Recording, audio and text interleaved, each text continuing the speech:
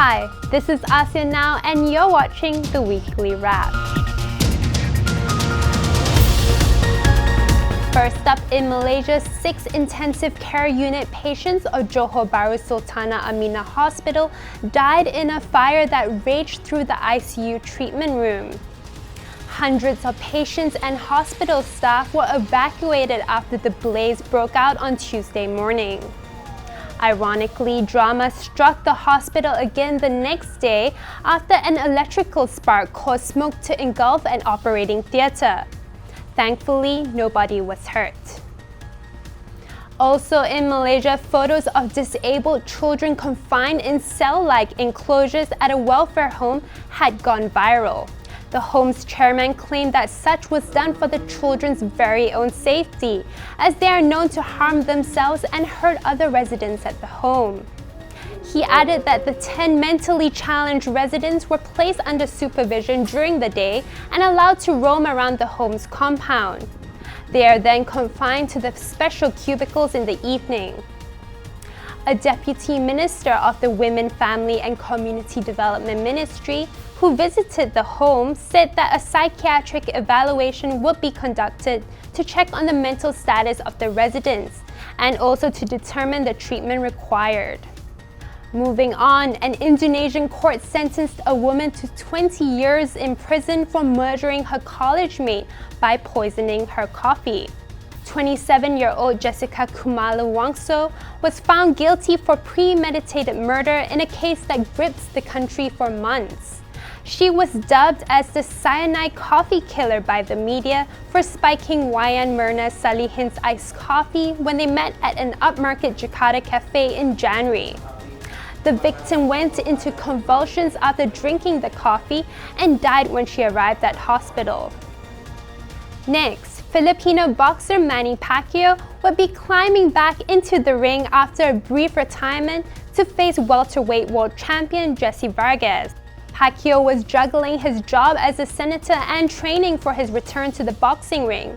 And now that the Philippine Senate is on break, the boxing legend said that he is finally able to start training in earnest before the fight on Saturday. Pacquiao said that his goal is to create history and win another championship belt as senator. And finally, Mermaids will be making an appearance at Singapore's River Safari. As part of their Halloween program, 4 mermaids will perform choreographed underwater shows together with 12 manatees. Turns out the manatees love the mermaids and has even started to mimic their actions. How adorable. We now head over to Bangkok with our Thailand partner Nation TV for the latest roundup from the Northern ASEAN region. Thank you very much, Kuala Lumpur, for your updates. And now let's take a look over the past week here in the Northern ASEAN region, starting off with Myanmar. The plight of the Rohingyas seems to get worse after a military crackdown.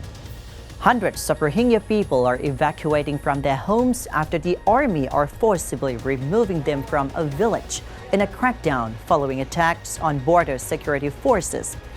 The northern part of Rakhine, which is a predominantly Muslim state, has been heavily militarized since the pre-dawn attacks on October the 9th, which killed 9 border guard policemen as well as 8 of the assailants. The Myanmar government is putting the blame on a group of Muslim separatists, but without presenting concrete evidence that they are behind the attacks. And in Cambodia, opposition leader Sam Rainsy has been officially exiled from the country. But the move contradicts domestic laws and violates international conventions signed by the Cambodian government. A government letter ordering officials to prevent Mr. Rainsy from entering the country by land, air, or sea was made public over the weekend, saying that his return would only bring bloodshed and destruction. Rainsy has been wanted on criminal defamation charges dating back several years ago, widely viewed as politically motivated. And more than 200 drug addicts are on the run after a mass escape from a rehabilitation center in Vietnam. Vietnamese police are hunting for 230 addicts who overpowered security guards and escaped from a compulsory rehab center.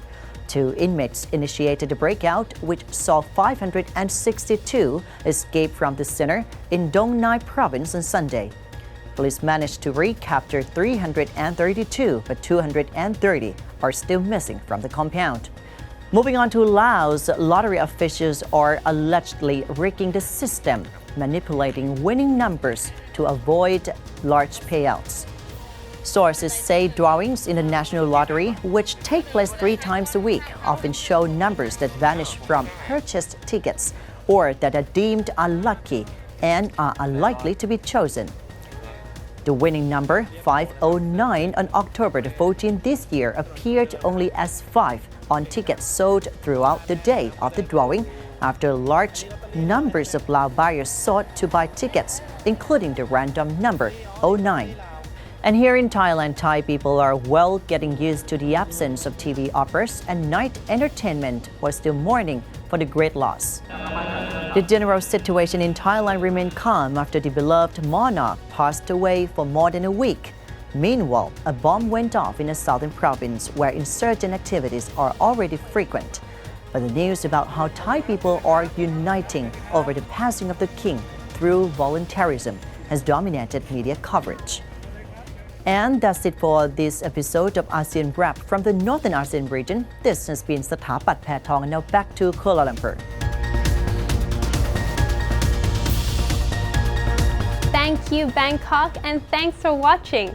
I'm Victoria Brown. Have a pleasant weekend and happy Deepavali.